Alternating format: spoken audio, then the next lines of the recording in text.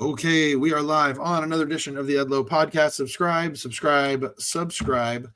I have another very interesting guest here, and everybody knows that I do a lot of spiritual awakening podcasts, and I have a former podcast guest actually recommended this podcast guest, and so I'm really excited about this. I have Kim A. Warbritton. Kim, and I said that right? Yeah. Warbritton. Okay, and you just recently wrote a book. Is this your first book?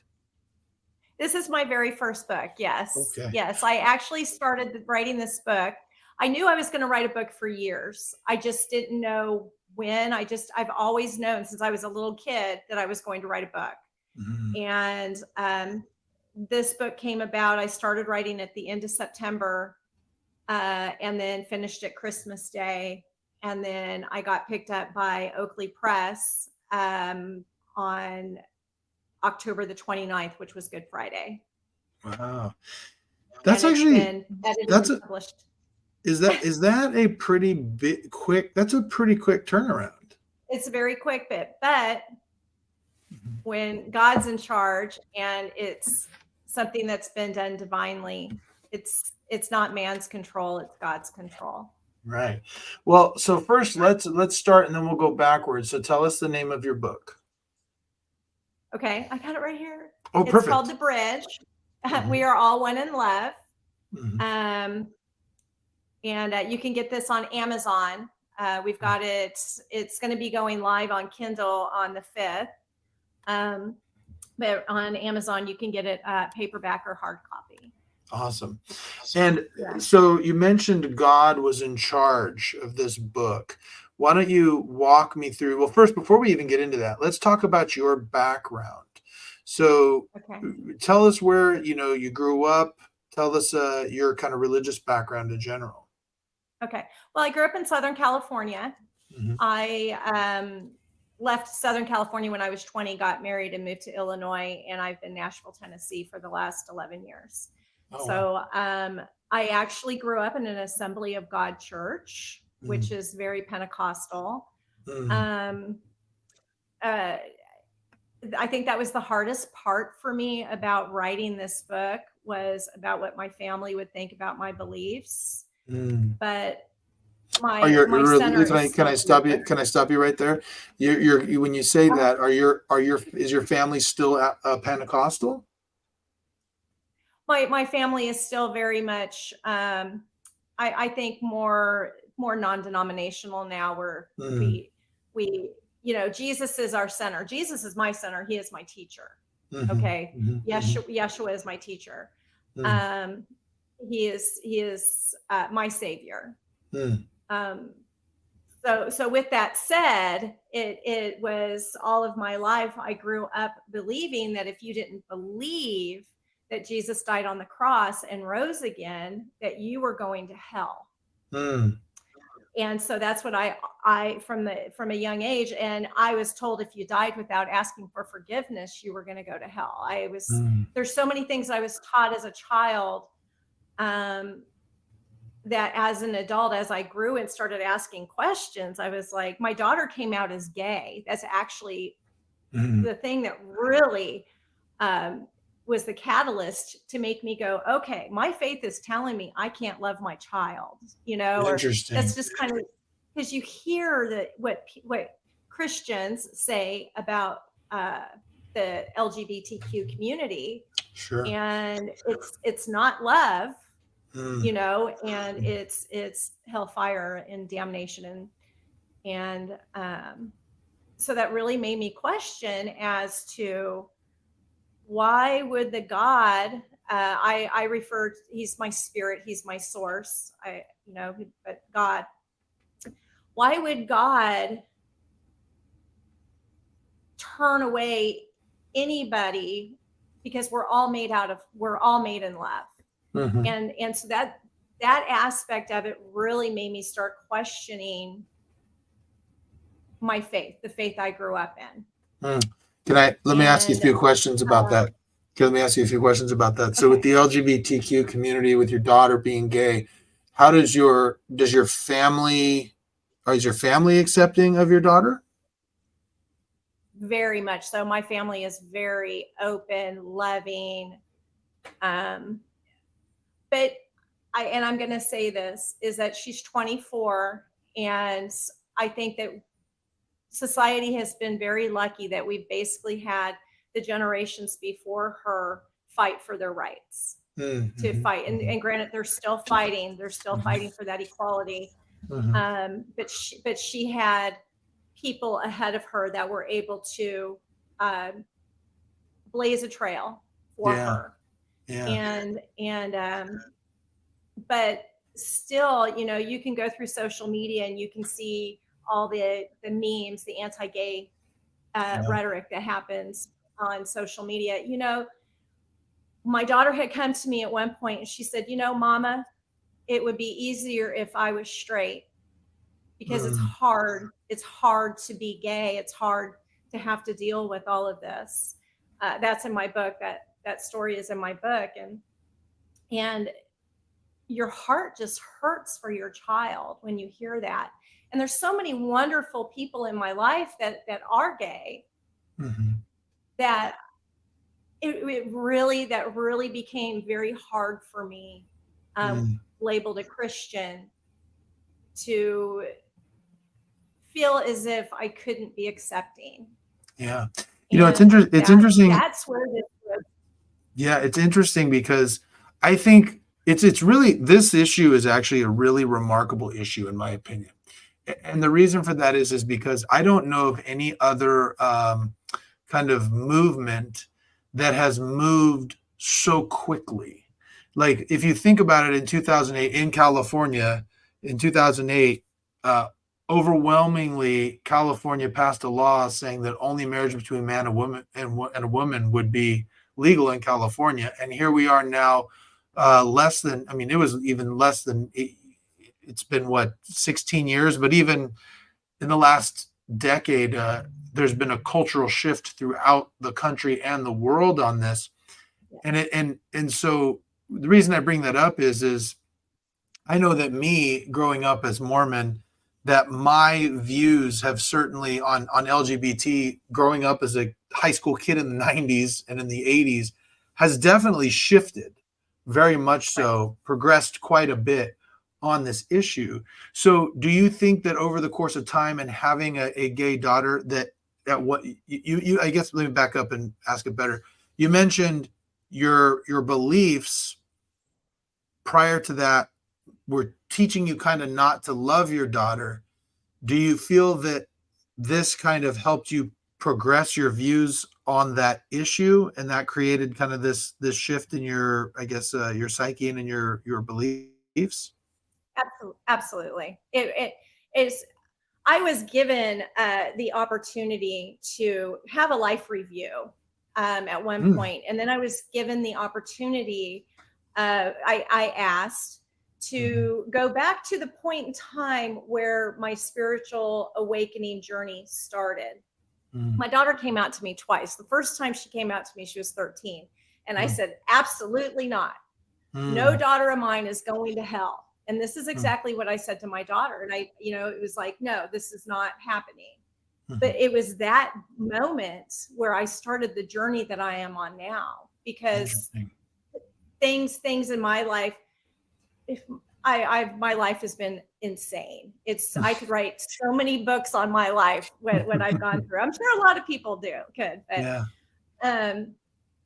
but then when she came out again, and she was a little older, I think she was like a junior in high school at this point in time, but my heart really softened between those times, that time period. And I began to have a better understanding and realize that, well, Jesus would have loved my daughter.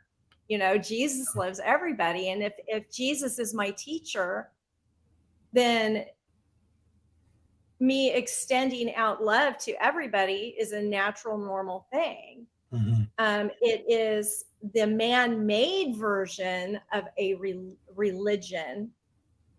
That so those aspects in religion that man created, It goes back to the Catholic Church, that are the things that say contradictory to what Jesus puts out there. Mm-hmm.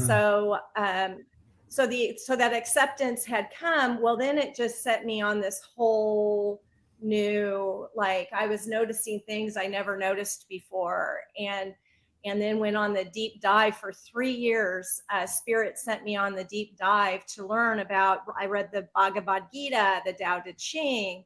One of my favorite books is Living Buddha, Living Christ by Thich Nhat Hanh. I read the Emerald Tablets, which is the oldest writings that there are. It goes back to Thoth the Atlantean, 30,000 BC, but then you take all those scriptures, basically is the way it's laid out. It is so much like the Bible. What is said in there, it's just said in a more cryptic way. But once you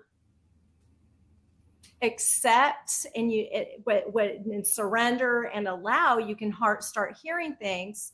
And we all have it. We all have the ability to be clairaudient, clairsentient, clairvoyant. We all have the abilities.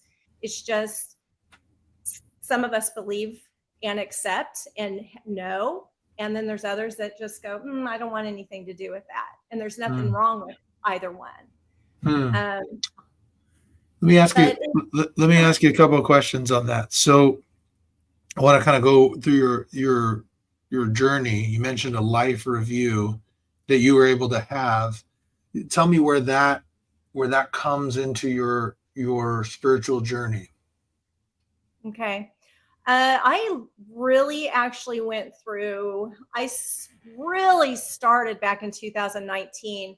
I started therapy, because I knew I had this boyfriend, and he just wasn't going to put up with my crap. I had a lot of unhealed stuff, and he was exactly who I needed in my life. And he's like, you need to go deal with this. So I started going to therapy and started figuring out why I tick the way that I tick. But then in 2019, there was just something inside of me that shifted. And I just started getting insatiable about wanting to learn things. And then I went on into this past year. Okay. And you mean this past year, like 2023 to now? Is that what you mean? Like this past year? Okay. Yes, 2023. So I went through everything like you could possibly think of. I went through the dark night of the soul was like 2022. Okay. So you go through the dark night of the soul, and it's just a really low time in your life, just very, very low. It's a very normal thing. If anybody questions what that is, I would suggest going in and looking it up. But it's something everybody has to go through. It's kind of like a rite of passage. You have to go through it. Let me stop you right there. And there's a little bit of a delay. I apologize. I think there might be a little bit of a delay between me and you that we might hearing. But so some of these terms, like I was just thinking, some of these terms to a new listener might not know what they are. So a life review is almost like you've heard of people's lives flashing before their eyes, right? Like it's like you have an opportunity to view. And then you just mentioned something that I've actually never heard of, the dark night of the soul, which sounds like you're saying like you have to kind of reach, is that like a rock bottom moment kind of thing? It is very much. It's those really heavy shadow aspects of things that you hold on to. That spirit is in order to progress on the path and be going through the forgiveness and the healing and everything, you have to go through that dark night of the soul, because that brings so much shadow aspects up within you. You can't come to the light until you've gone through the dark. You have to go through the dark. The shadow side of a spiritual journey is the most beautiful aspect of the entire thing. It's painful and it hurts and it drudges so much up out of you. but without it, you don't have an understanding that if you just walked straight into the light and that's all you knew, there would be no way that you would be able to have an understanding of what other things people go through. Wow. So that's And interesting. That's interesting. So it's almost like, you've heard the story. I don't know about Pentecostals, but I know that Mormons, they put a lot of emphasis on the Garden of Gethsemane and Jesus is suffering there and bleeding from every pore as part of kind of the, as part of the passion of the Christ. And there's a sense of, I've even heard leaders of the church, and I've even agreed to this, that you kind of have to go through a small portion of a similar kind of Gethsemane moment. And that sounds like what you're kind of talking about. Tell me, maybe I think this would help probably some people connect to your story. Can you give us a flavor of what it was exactly that you were going through? You mentioned you had a lot of stuff going on and a lot of unresolved trauma. Perhaps you can tell us kind of what some of those things were that you were messing, that it was kind of messing you up. Yeah, this is my cat. That's okay. Yeah, we love cats here on the podcast. This is great. Yeah, that's Flynn. Yeah. So I, growing up, the things that I had to deal with was growing up was my dad was an alcoholic until I was 12. My dad was very controlling, of my mom, all of his life. And my mom allowed it. They were very, the old school way of being married,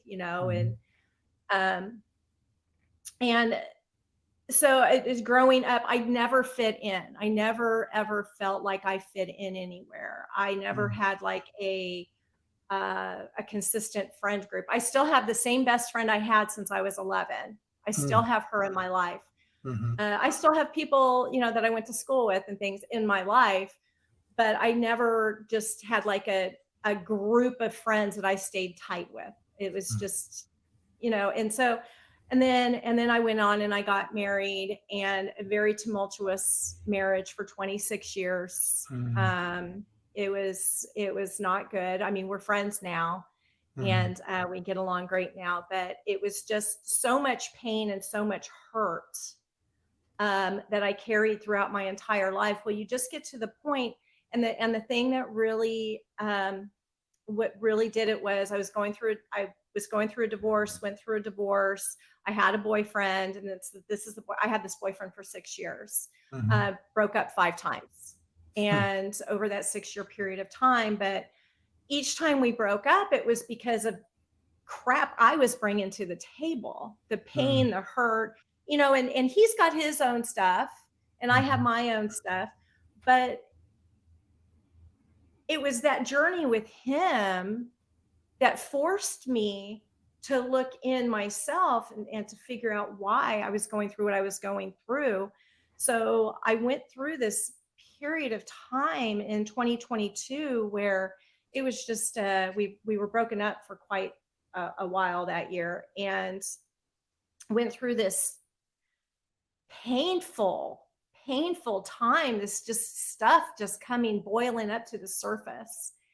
And it was, I thought I forgave my dad, I thought I forgave this. I thought I forgave myself for things.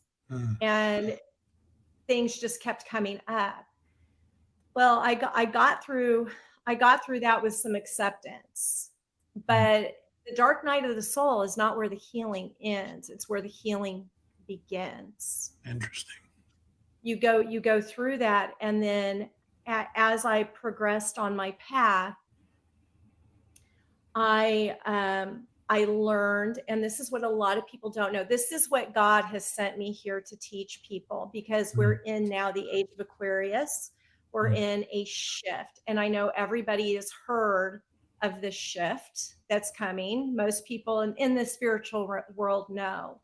I am here to teach people how to, I didn't have anybody to teach me. So I am here to help teach people how to get through those pains, how to truly forgive, how to truly heal, how to accept. A lot of people, we are taught in this society as children that if something bothers us or hurts us, push it down, sweep it under the rug, just get rid of it, and then it'll go away. It never goes away. Everything is cyclical, and it'll come back. Your life is, it's just like, you do a swirl on a piece of paper, and you've got your center where you're at, and each swirl, when it comes back around and you meet it, it brings that back up again, whatever you're hurting from. Yeah. And so we experience things just on repeat. Well, after a while, you're like, why do I keep going through this? Why does the same damn thing, why does it keep coming up? And it's because you keep pushing it down. And what Spirit is telling us, and what the archangels are actually the ones that helped me write this book, Archangel Gabriel and Archangel Sandalphon. They helped me write this book, and they're the ones that helped me through a lot of what I went through. I called on them a lot. But you've got to allow it to come up, and you accept what you're feeling. And it might be days that you feel this way. You just want to lay in bed for days because it's just affecting you so badly. And then, but if you allow yourself to feel it, and I go straight to my archangels. I call them by name. Archangel Metatron will come and help lift up low energies, so. Yeah, so can I sorry to interrupt again, but there's a few things that I want to ask you about on what you've just said. First, when you talk about, you mentioned a shift that all the people in the spiritual world kind of understand. Explain what that is, and then also tell us about how you started accessing these archangels. Okay. Yes. So the shift is something that we've known. It's something that's just, spirituality. I mean, this lifestyle is one that everybody goes through it differently. So it's hard to explain, but the basis of most of it can be taught how to get through the healing and all of that. But it's so personal. So the shift is we're at the end. We are at the end of the age of Pisces, and we started shifting into the age of Aquarius back in the 1960s. So now we're actually, now that I believe it's Pluto went into Aquarius, and it's there for 20 something years. My friend's an astrologer. She should probably be here with me to explain all that. But sure. So what happened is the eclipses that happened this past October started this process of this shift happening where people started having awakenings, and people started waking up. So it's either you're asleep or you're awake, and people were actually starting to wake up to the truth it's our truth. So my truth is different than your truth. So I started waking up to my truth. I started waking up to who I am and my reality. And so it's but they're calling it a shift. So this last eclipse that we had, the new moon or the full moon and the solar eclipse actually have really shifted us. And this last full moon in Scorpio, it brought even more of it. So each moon phase that we have, it's speeding up the shift, and more people are actually coming into their truth. Okay. So that's the shift. So you mean when you say people are coming into their truth, you mean they're coming into their understanding of what God is and getting closer to God, having a spiritual awakening? Is that what you're referring to? Yeah. Yes, got it. having a spiritual awakening. Okay. Yeah. And that spiritual Yeah. awakening is different for each person. It's the same basis. So Mhm. you have to go through your healing. You have to forgiveness. You, people, I had my Kundalini awakening this past September. What does that mean? That's a whole other thing. So yeah, a lot of terms I've never heard before. Yeah, that's why I ask. Yeah. Yeah, the Kundalini awakening, actually, it was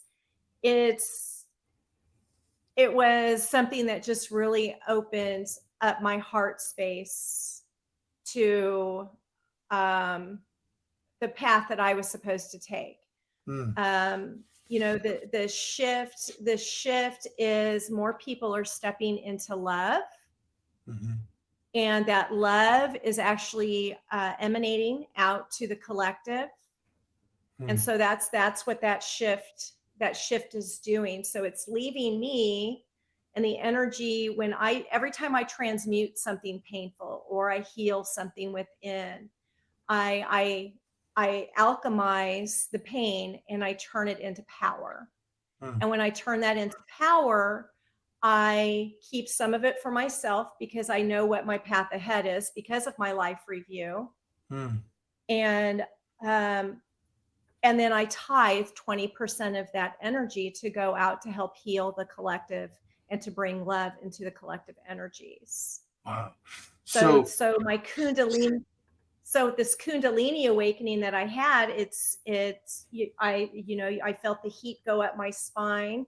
I felt my crown open, my third eye opened. And then shortly thereafter is when I had my life review because my third eye was open. So the third eye obviously is not a legitimate eye in your head, right? It's somewhere, it's some sort of a spiritual awakening. But tell me what your life review was like, and are you allowed to tell us where you're going? Yeah, can you repeat that, please? Sure. So tell me when you had your life review, when did you have it, and what did you see, and can you tell us where you're going? Yes. So my life review was in October during the solar eclipse. And I had my Kundalini in September during the new moon, the night of the new moon.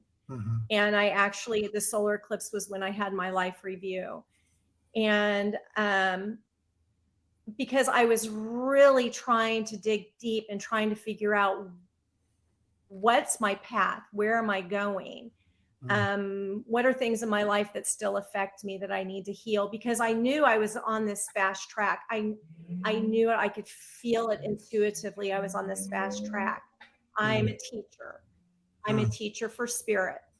And so he put me on this fast track. Well, it brought me from some memories from when I was a child, and just, things that had happened in my life. Up to like where I am at, where I was then. And then it took me into the future. And it was 2 weeks after my Kundalini awakening is when I started writing this book.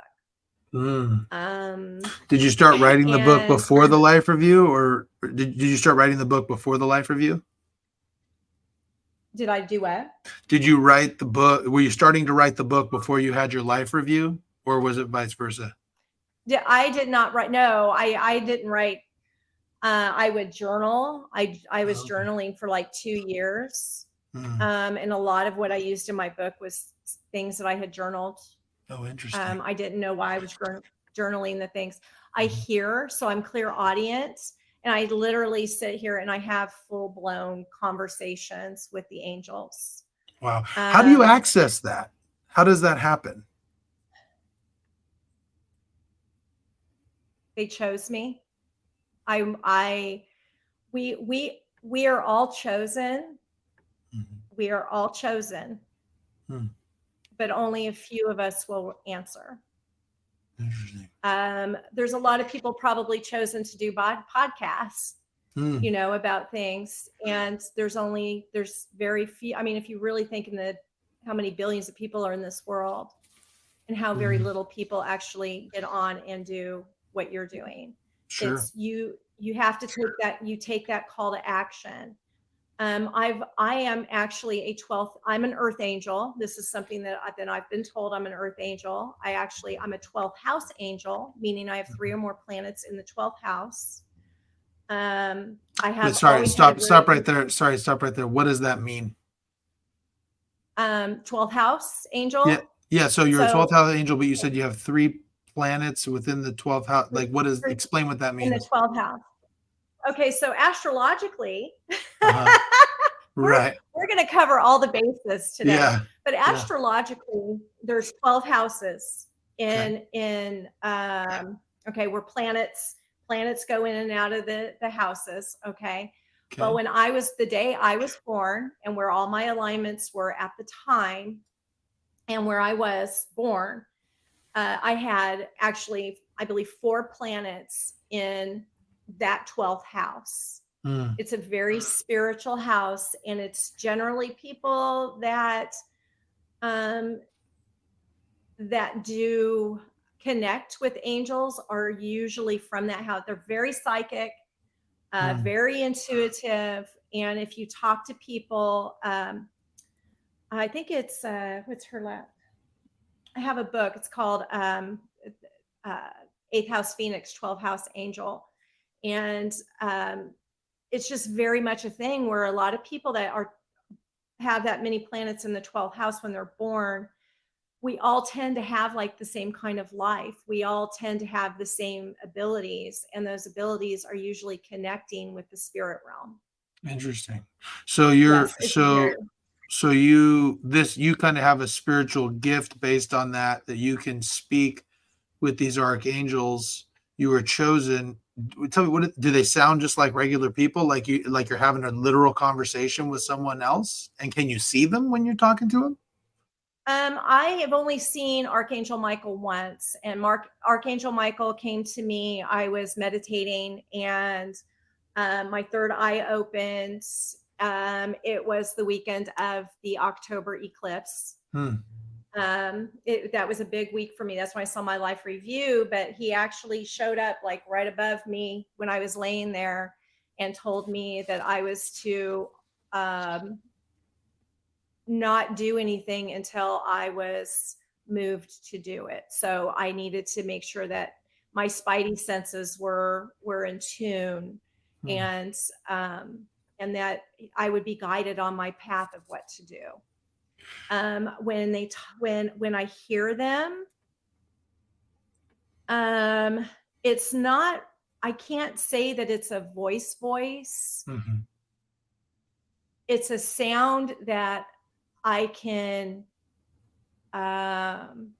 understand what they're saying, if that makes sense. It does. Sometimes I hear whispers. Okay. It does make sense. Yeah. I'm actually curious. So feeling the spirit is very interesting. Sometimes it can be like an audible voice. Sometimes it's just a thought that comes to your head and you can feel it in your heart. And there's lots of different ways to feel it. It sounds like what you're saying is that it's not necessarily audible voice, but you can understand whatever's coming, almost like intuition kind of thing. I can understand, like when I hear a certain sound, and I know they're speaking to me, and my heart and everything can things come together. And I write it down or I speak it. Interesting. But it's not like they're like, hey, what'd you have for dinner tonight? Type of thing. It's I hear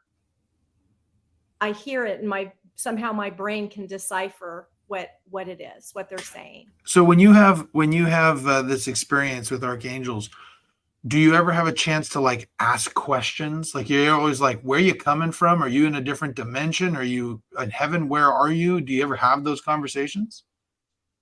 Yeah, they're, yeah, oh yeah. Like, Jesus has actually been, I mean, he's with all of us. And I'm going to tell you right now, when you call one teacher, if you call Yeshua, if you call Buddha, if you call Krishna, who you consider your teacher, they are ascended masters. And when you call one, they all come. They are all there to assist you. And this is something I can very confidently say. When you call one archangel, they're all there. They come as a team. They're the archangels, and I can hear them right now. They want me to say to you and your people that are listening, they want us to call on them. They want us to call on them. They want us to ask them to bring up their energies and their frequencies and our vibrations. They want us to call on them when we need them. They want us to call on them when we are grateful. The archangels, this is their biggest message right now, is that please call on them.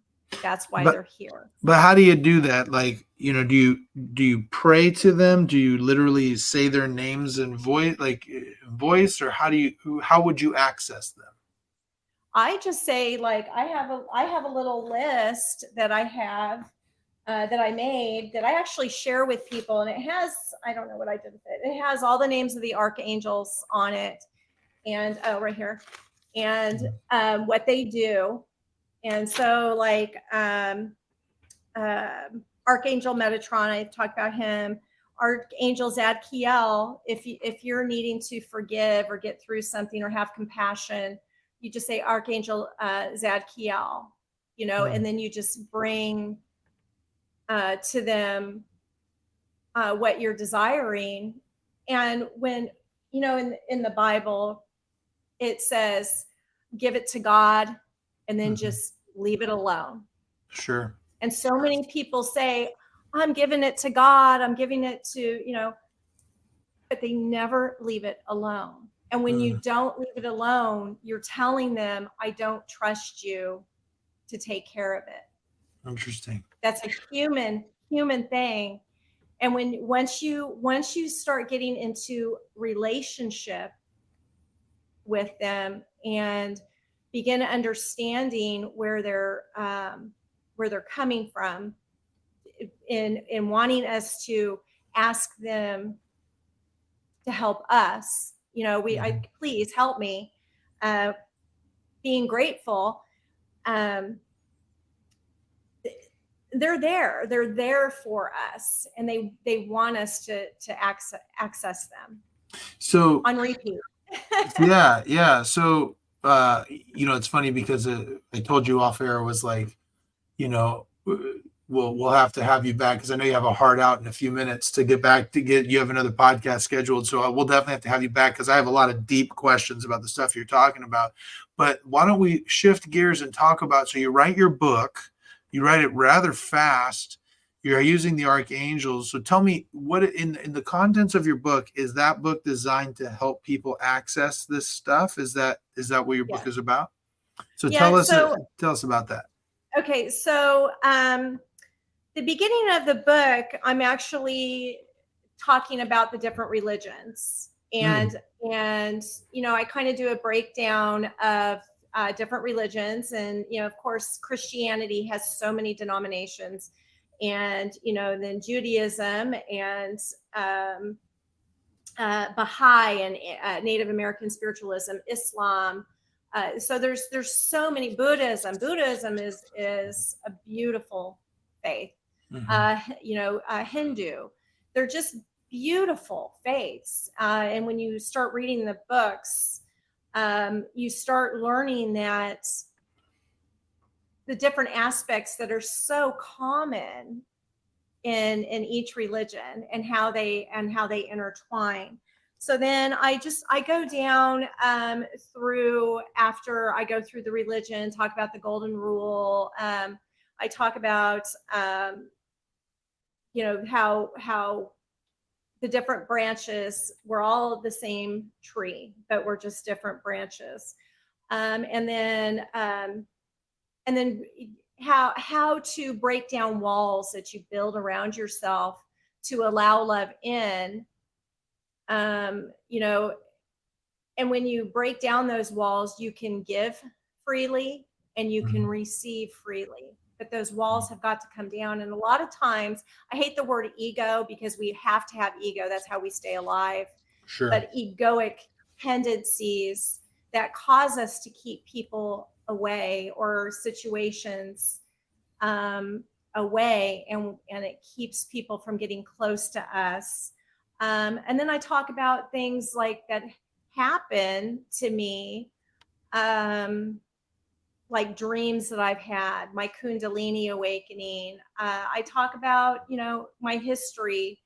I talk about my daughter that is gay. I talk about my other daughter, and I bring aspects of myself into it in my life, but just the little synchronicity things that happen throughout the day that I know that that's the archangel speaking to me.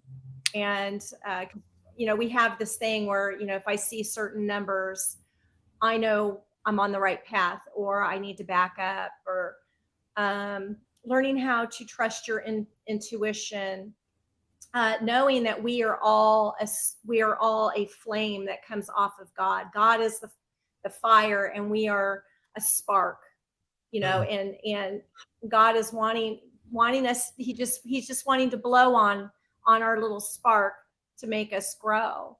Yeah. And so many people don't want that. They're afraid of that happening. They're afraid of change. I have a question for you on this, and I think this is more of a self-reflection thing. I've noticed when I there's a strong Mormon belief in personal revelation. A lot of what, you're saying to probably a lesser degree than what you're saying, but we believe that God does, through the Spirit, give us revelation specifically for our lives. Yes. The problem that I've always struggled with is wondering what is really God and what is not. And am I just coming up with things on my own? And so has there ever been a time in this time frame, in these last couple of years, where you've kind of like doubted yourself on if this stuff was real? And if so, how did you get past that? Well, yeah, I've doubted it. And how I got past it was, I actually was listening to Abraham Hicks. And if you've never heard of Abraham Hicks, it's Esther Hicks. She speaks to Abraham. He channels through her, and her husband Jerry has passed, but he's there with her. And she says, if it feels good, it's God. If it doesn't, it's not. And I took that with me. And so when something would come along in my life and I had to make a decision, I would say, do I feel good? We'll feel it in our heart center, and we'll feel it in our solar plexus. And if it's something God wants you to do, or you're being guided to do it, you will feel it in those two spaces. Either you will feel good or you won't. And if it doesn't feel good, go with it. Just don't do it. If it feels good, you're being given the green light. But you have to hone in on that intuition. We all have it. Interesting.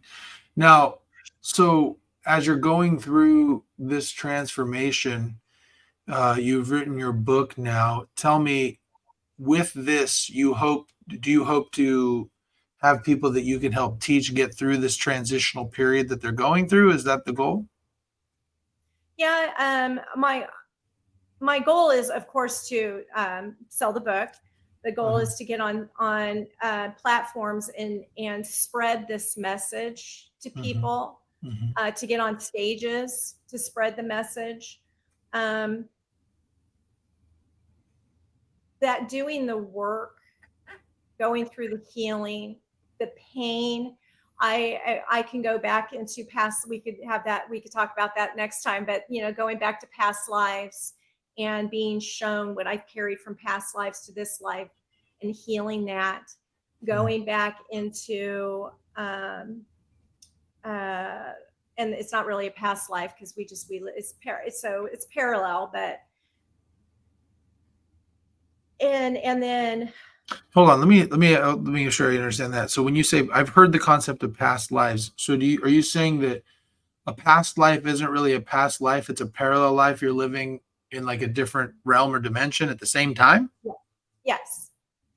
yes, and I never Wow. believed that before, but I've been shown things, and I absolutely 100% believe it now.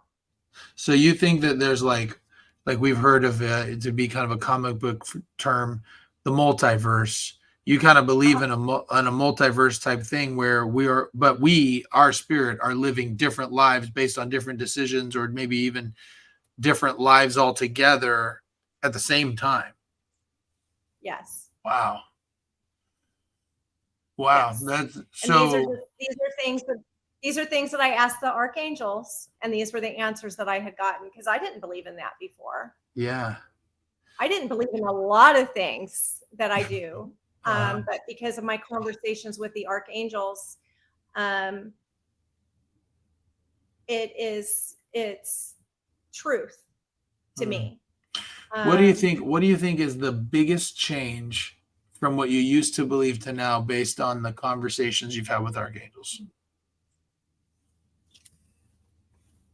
What's the biggest change? I don't know if I can say my belief, because there's so many things. But what I can say is, with my conversations with the archangels, the thing that has changed is me. I was jealous. I was angry. I couldn't stand people. I couldn't stand being around people. And then now I just want to hug everybody and love on people, and I'm not angry, and I don't lose it, and now I'm a more grounded, settled human. And so more than belief, it's just me that's changed. Interesting. Wow. So I know you had a hard out, and we're going to have you back so we can have more deep discussion on this. But in the last few minutes, again, just plug your book one more time. And where can people, if they want to follow you personally, where is there, like, social media sites where people can follow you? Yeah. So on TikTok and Instagram, they can follow me on the Bridge 222. And both of them are, I think TikTok is the _Bridge 222, and then on Instagram it's the Bridge 222. You can follow me there. If anybody has any questions, just message me. I'm here as a teacher, and I'm here to help. I'm here to help bring people into this beautiful life.